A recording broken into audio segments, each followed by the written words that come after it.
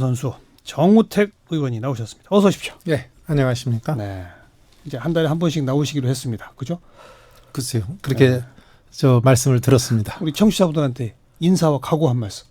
글쎄요, 자유한국당을 대표하는 뭐 베테랑으로 선정을 해주신 데 대해서 우선 CBS에 감사의 말씀을 드리고, 우리 여의도 정치의 제일 야당으로서의 제대로 된 견제와 비판의 기능을 하고 있는지 이 자리를 통해서 한번 점검도 받아보고 네. 저희들이 한 모습도 아주 정난하게 말씀을 드리고, 또 한 가지는 우리나라가 좀 제대로 갈 수 있는 것인가, 그래서 제대로 갈 수 있는 역할을 여기서 많이 예. 좀 논의도 했으면 좋겠습니다. 베테랑 맞습니다. 4선 의원이시죠. 네. 충북지사도 지내셨고 사실은 한 6선급 이상 아닌가요? 그 이왕 해주시려면 해양수산부 장관 한 것도 좀 쳐주시죠. 아, 그러니까요. 그러니까 네. 6선급 이상 아닌가요? 글쎄요, 뭐 여기는 국회는 짬밥으로만 따져갖고요. 밖에서 한 거는 일체 카운트를 하지 그냥 않습니다. 무조건 4선으로 딱 그냥 쳐요? 선수별로만 따집니다. 충북지사 장관 이런 거 안 쳐줘요? 안 쳐줍니다. 그래요? 네. 이 여의도 베테랑 코너는 근데 보통 다른 인터뷰랑 좀 다르다는 건 알고 계시죠? 제가 잘 모르고 왔는데 오늘 혼 좀 날 것 같습니다. 친박이세요? 비박이세요? 저는 그런 계파에 관심도 없고. 친박이셨죠? 제가 생각하는 친박은 네. 이렇습니다. 박근혜 전 대통령과 같은 당에서 여의도 정치를 측근해서 한 사람이 저는 친박이라고 생각합니다. 근데 저는 2004년까지 JP 밑에서 예. 저는 그 자민련에 있었습니다. 예, 예. 그리고 2006년에는 제가 충북지사로 당선이 그렇죠. 돼서 또 지방정부로 가 있었고 2012년에 당선돼서 올라오니까 그해 연말에 박근혜 대통령은 대통령이 돼서 가셨기 때문에 예. 제가 같은 정당에서 여의도 정치를 한 적이 없습니다. 요즘 나경원 원내대표가 되고 나서 이제 친박, 비박 이런 얘기를 언론 인터뷰에서 이야기하고 상대편을 공격하고 이러는 사람은 당 윤리위원회에 보내겠다. 이런 얘기 어떻게 보세요? 뭐 잘하는 일이라고 생각합니다. 어허. 근데 다만 저는 친박 비박의 프레임을 얘기하는 한 적이 없습니다. 그러니까 저는 요전번에는 좀 탈당을 했던 분, 그런데 탄핵을 주도하고 또 탈당을 했던 소위 탈당파, 예. 탈당하고 복당파와 그 당이 어려울 때 사수했던, 저는 뭐 언론에서는 잔류파라고 합니다만 그렇죠. 저는 사수파라고 합니다. 이 두의 이것도 뭐 파라고 할 수 있는지 모르겠습니다만 예, 예. 여기에 좀 대립은 있었습니다만은 이미 제가 보기에는 친박은 소위 구심점들이 지금 사라진 뒤이기 때문에 굉장히 희석화돼 있다. 그러면 다시 말씀드리면 예전에 뿌리가 친박이었던 분들은 있지만 그분들이 어떤 정치 행위를 한다든지 네. 또 끼리끼리 모여서 어떤 네. 새로운 모색을 한다든지 이런 거는 전혀 제가 보기에 보이지가 않습니다. 그러니까 요거, 이제는 친박은 형해화 내지는 희석화됐다. 예. 근데 그럼에도 불구하고 자꾸 친박, 비박 프레임으로 쓰는 것에 대해서 저는 좀 반감이 강하게 있습니다. 그러니까 나경원 원내대표식으로 앞으로 이런 거 하지 말자라고 하는 건 잘하는 것이다. 잘하는 것이죠. 네.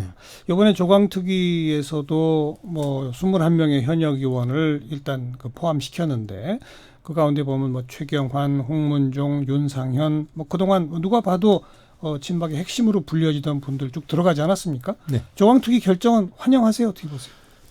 일단은 조강특위의 결정은 저는 받아들여야 된다 이렇게 봅니다. 물론 그 생각했던 것보다는 좀 양적 숫자가 좀 많았어요. 제가 생각했던 것보다는. 예. 그런데 그럼에도 불구하고 한 가지 걱정은 혹시 그렇게 많은 의원 수를 소위 당협위원장에서 배제함으로써 혹시나 그 대여 전선에 또 문재인 정부의 화력을 쏟아봐야 되는 제1야당의 입장에서 혹시 차질이 빚어지지 않을까 걱정을 했는데 다행히 지금 제가 느끼기에는 그러한 그 어떤 충격이랄까 이것이 크지는 않았다 이렇게 좀 보고요. 또 한편으로는 좀 긍정적인 측면은 어떤 많은 시민들이나 제가 귀를 듣기에는 진작 한번 이런 과정을 거쳐야 될 분들이 이번에 포함이 됐다. 그런 점에서 또 좀 긍정적으로 평가하는 분들도 꽤 있더라고요. 방금 스스로 언급하셨듯이 진작 했어야죠. 어떤 사람은 추석 선물이 크리스마스에 왔다 이런 얘기를 할 정도로 그렇습니까? 너무 늦었다는 평가. 도대체 비대위 만들어진 게 언젠데요, 그죠? 네. 비대위가 보통 비상시에 비상한 행동을 하는 게 비대위잖아요. 그렇습니다. 근데 너무 정상 같아요. 그동안 흘러온 걸 보면. 그런 비판도 많이 있어서 네. 저도 사실 어떤 라디오 인터뷰에서 요새 김병준 위원장 하시는 거 보니까 비대위의 기능보다는 오히려 평상시에 그러니까요. 기능을 하고 계신 게 아니냐. 네. 제가 위원장께 좀 결례되는 말씀을 했습니다마는 그런 측면에서 많은 좀 비판의 소리가 있었던 것도 전 사실이라고 그렇죠. 생각합니다. 네. 이제라도 좀 괜찮아질겠어요? 그래도 이 정도 했으니까 그래도 시민들이 그래 어디 좀 보자. 아하. 이제는 저는 이렇게 생각합니다. 저희 당의 변모를 시키는데 인적 쇄신은 굉장히 중요한 몫을 차지합니다. 예. 또 그것을 보고 시민들께서 이 사람들이 좀 정신 좀 차렸구나 이런 생각을 하시는 것도 당연하고 중요하다. 다만 현 시점에서 여기에 인적 쇄신에 소위 조금 몰입을 하다 보면 우리 당내에 또 갈등이 심화될 수가 있습니다. 예. 그래서 지금 저의 생각은 이제는 모든 현 시점에서는 모든 화력을 이 문재인 정부 요새 해 가는 거 보면 제가 말씀 안 드려도 많은 분들이 이거 왜 이래 문재인 정부가 나라다운 나라 만든다든지 어떻게 됐냐 이런 것에서 많은 비판의 소리가 나오기 때문에 그것이 잘 못 가면 안 되지 않습니까? 잘 가게 저희들이 야당의 역할을 야당다운 야당의 모습을 보여나가는 이것에 더 알겠습니다. 전력을 해야 된다 이렇게 생각합니다. 이학재 의원 복당했고요. 또 일부 바른미래당 당협위원장들도 또 이쪽으로 왔고요. 최근에 자유한국당 지지도도 뭐 꾸준히 좀 올라가는 모상세를 보이고요. 그죠? 네. 왜 이런다고 보세요? 자유한국당이 잘해서입니까? 아니면 문재인 정부가 못해서입니까? 저는 뭐 딱 둘 중에 하나 고르라 그러면 문재인 정부가 못해서다. 솔직하시네요. 아니 뭐 저는 제가 느끼는 걸 그냥 예, 솔직하게 예. 말씀드립니다. 그래서 예. 문재인 정부가 너무 못하고 있어요. 그래서 오늘 보니까 드디어 그 부정평가가 긍정평가보다 더 상회하는 소위 크로스가 되는 역전되는 네. 이런 모습에 오늘도 뭐 어디서 발표되는 걸 제가 봤습니다마는 정말 뭐 문제다. 그 문제라고 하면은 저는 그 우리 대한민국 한반도에 먹구름이 끼고 있는데 하나는 안보 위기의 먹구름, 그다음에 민생 위기의 먹구름, 그다음에 체제를 부정하는 법치의 위기의 먹구름이 너무 진하게 끼기 때문에 여기에서 국민들께서 굉장히 불안감을 느끼시는 게 아닌가, 또 답답함을 느끼시는 게 아닌가. 여기에서 저는 지지율이 떨어지고 있다고 저는 보고 있고요. 그러니까 지금 자유한국당 지지도 올라가는 게 스스로의 힘에 의해 사실 올라가야지. 그렇다고 뭐 전적으로 아니 정부가 못해서 올라가는 거는 제가 이 말씀을 드리려고 그러는 거예요. 한계가 있잖아요. 네. 선거에서 이기고 정권 되찾아오려면 그 한계를 돌파해야 되는 거 아닙니까? 그것은 제가 이렇게 답변 드리겠습니다. 네. 우리 뭐 삼국지 많이 보는데 네. 삼국지 보면은 전장에서 지면은 제일 먼저 하는 것이 사상자 추스리고 다시 한번 전열을 정비해서 싸울 준비를 하는 거 아닙니까? 네. 근데 우리 당이 정말 그 비판을 따갑게 받아야 될 게 지난번 6월 지방선거 이후에 우리가 아직까지도 전열 정비, 체제 정비가 안 되고 있었습니다. 지금도 뭐 당협위원장 뭐 선출이나 뭐 아직도 이게 체제 정비가 안 됐다는 거거든요. 내년 2월 전당대회까지 가봐야죠. 그래서 저는 이제 그런 모습, 야당다운 모습을 못 보이는 것이 아직 우리가 정말로 문재인 정부랑 싸울 수 있는 그 전열 정비, 체제 정비가 안 됐기 때문에 저희들이 이런 모습을 보인다. 네. 그래서 저희들은 이제 이런 생각을 합니다. 그래서 전당대회에서 당원이 손에 의해서 뽑은 새로운 당 대표가 구심점이 돼서 새로운 전열을 짜고 하면, 또 야당다운 모습을 보이는 행태를 좀 갖춰 나가도록 이렇게 하겠습니다. 그러면 이 한계선도 돌파할 수 있을 것이다. 제 생각에는 뭐 40%는 돌파해야 되지 않겠습니까? 그래야죠. 네. 그래야죠. 전당대회에 혹시 나가실 거예요? 글쎄요, 단도직입적으로 오시는데 제가 나가고 안 나가고가 저는 중요하다고 보지 않습니다. 저희 당으로서는 제일 중요해요. 지금 이 자리에서는. 그렇습니까? 예. 나가실 거예요? 안 나가실 거예요? 하여튼 여러 가지 생각을 가다듬어서 예. 우리 당원들도 많이 만나 뵙고 또 우리 시민들 의견도 들어보고 해서 최종 결정을 하도록 하겠습니다. 고민은 하고 계신 거네요. 고민을 하고 있습니다. 황교안 전 총리는 나올까요? 그래서 제가 점쟁이가 아니라서 모르겠습니다만은 혹시 안 만나보셨어요? 요새 최근에는 안 만나봤습니다. 네, 오히려 만나는 게 좀 이상할 것 같아요. 또 정치적으로 다른 의미를 부여할 것 같아서 이렇게 하고 있는데 제 생각에는 제가 황교안 총리라 그러면 저는 이번에는 당대표에 출마하지 않을 것 같아요. 왜요? 미리 직급 나와서 소위 여러 가지 그 어려움을 겪어 나갈 이유가 없다 저는 그렇게 봅니다. 아, 그러니까 그 얘기 지금은 미리라고 하는 얘기는 황교안 전 총리를 대선 주자급으로 보시는 거죠. 잠재력이 있다 그렇죠. 저는 그렇게 봅니다. 그러면은 다음 대선은 앞두고 나와야지 너무 일찍 나오는 거다. 그렇죠. 그거 한 가지이고 예. 나가더라도 조금 정치인으로서의 검증을 받은 게 없습니다. 그분은. 그렇죠. 네, 그래서 요담 20대 국회에 21대 죠. 국회죠. 네, 2020년 총선에서. 선거에서 제 생각에는 국회의원하고. 정치인으로 들어오셔서 아직도 대선까지 2년 남았으니까 그 사이에 네, 정치인으로서의 네. 그 면목을 보이면 저는 바로 잠룡의 반열에 들어갈 수 있다 이렇게 생각합니다. 지금은 정당 경험도 없고 또 정당이 지금 굉장히 저희 당이 어려운 여건에서 알겠습니다. 들어오시면 좀 이르다 이렇게 봅니다. 황교안 전 총리가 나오면 정우택 의원은 굉장히 버거운 상대로 보시나 보죠?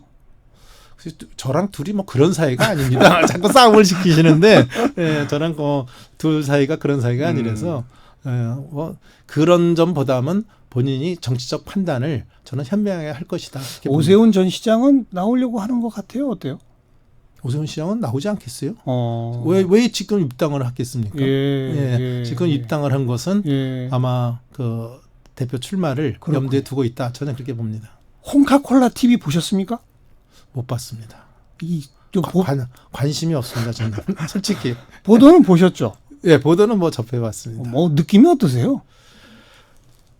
글쎄요.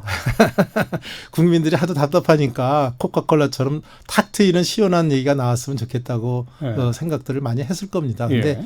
어저께인가요? 처음 뭐 방송이 됐다 그러는데 저는 그냥 간접적으로 들었습니다마는 조금 정제된 얘기를 갖고 국민들에게 어필하는 것이 좋지 않을까. 지금 제가 들은 얘기는 조금 너무 증명되지 않은 얘기를 갖고 너무 앞서가니까 국민들이 볼 때는 제가 정치인으로서 이렇게 느껴보면 국민들이 원하는 것은 정치인의 진정성이라고 봅니다. 네. 진실성. 네. 예, 거기에서 또 문제가 생기면 우리 홍준표 대표 또 이미지에 더 손상을 보지 않을까 이렇게 봅니다. 그런데 국민들은 홍준표 전 대표 모습을 딱 보는 순간 자유한국당을 떠올립니다. 자동적으로. 안 그렇겠습니까?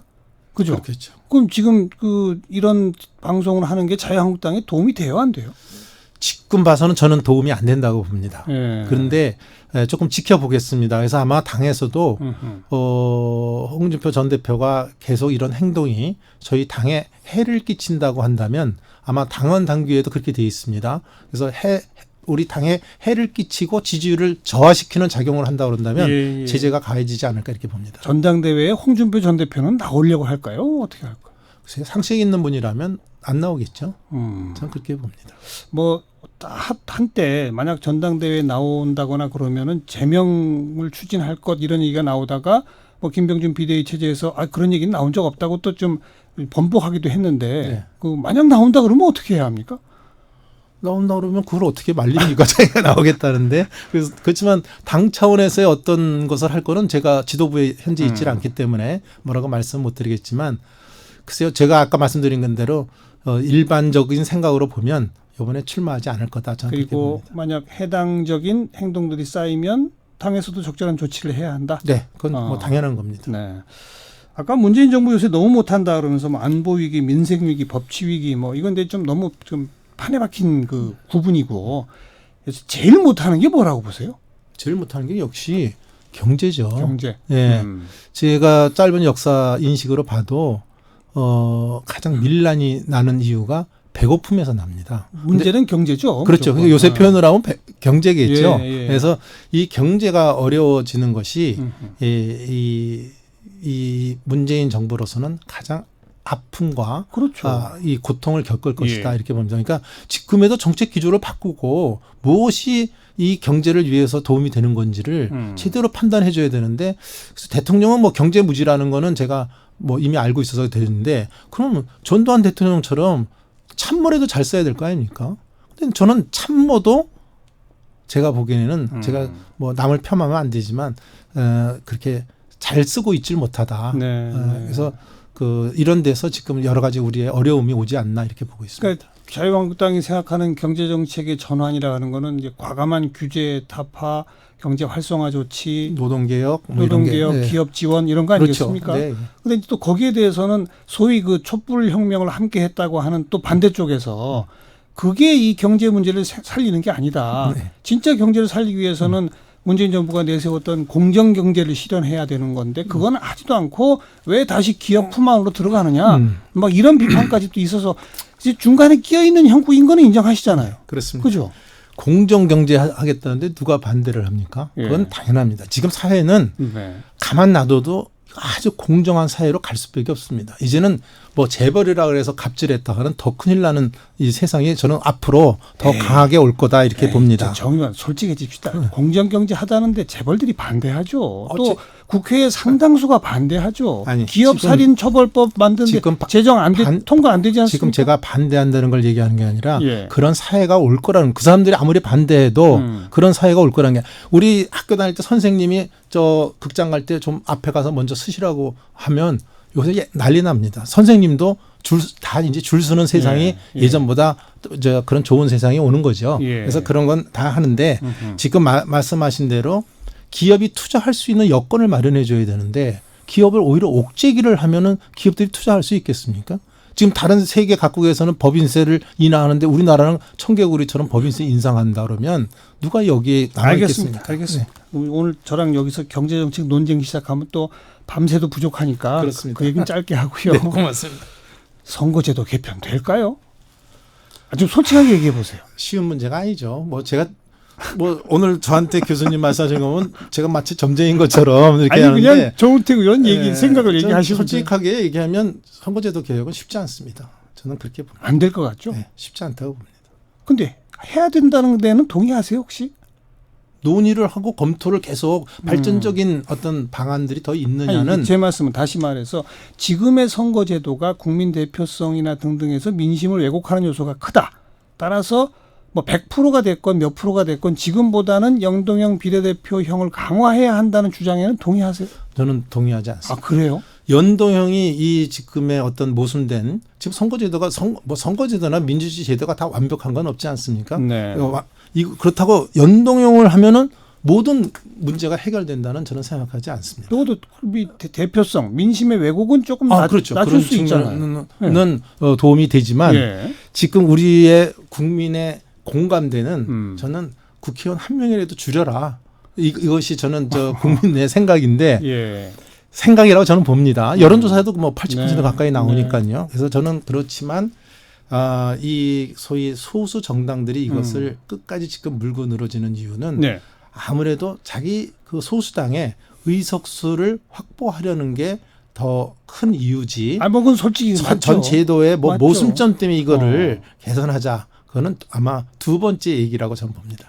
아니, 현실적으로 그건 맞는데 논리적으로는 이 국민 대표성하고 민심 왜곡을 고치는 방법이란 거 한 건 그건 부정할 수 없는 거 아니에요? 그럼 국민들이 용납을 해주셔야죠. 그 의원수 연동제라는 거는 거의 국회의원 수를 늘릴 수밖에 없습니다. 네, 그것도 몇 명이 늘릴지 감을 잡을 수가 없어요. 그러니까 독일도 지금 뭐 118명이 늘어났다가 이렇게 기복이 심하기 때문에 이거 고쳐야 완벽한 되겠다. 독일식은 좀 쉽지 않겠죠. 그래서 어렵기 때문에 그러면 도대체 몇 명을 늘릴 거냐? 그거를 예측을 하기가 지금 어렵습니다. 지금 예, 뭐 예. 30명을 늘릴지 60명이 늘어날지. 알겠습니다.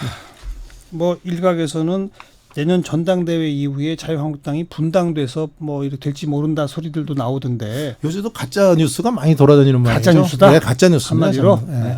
뭐 그냥 그걸로 끝내죠. 뭐. 네. 예. 뭐 오늘 여의도 베테랑 처음 해보셨는데 어떠세요? 재밌네요. 재밌으시죠? 예. 예. 근데 이런 제가 시간이. 이 언론에 나오면서 뭐 재미로 나온다는 말이 안 되고요. 아니 근데 우선 말씀을 제가 드리면서 편하게 할 수 저의 있고. 진솔된 그러니까요. 정치 얘기를 드리는 예. 것이 예. 제가 도리라고 생각합니다. 근데 큰일 났네요. 이거 한 달에 한 번씩 나오셔야 되는데 2월달 전당대회 나가시면 이게 안 못 나오시잖아요. 한번 나가지 마세요 전당대회. 네, 여의도 베테랑 자유한국당 정우택 의원이었어요. 고맙습니다. 네, 감사합니다.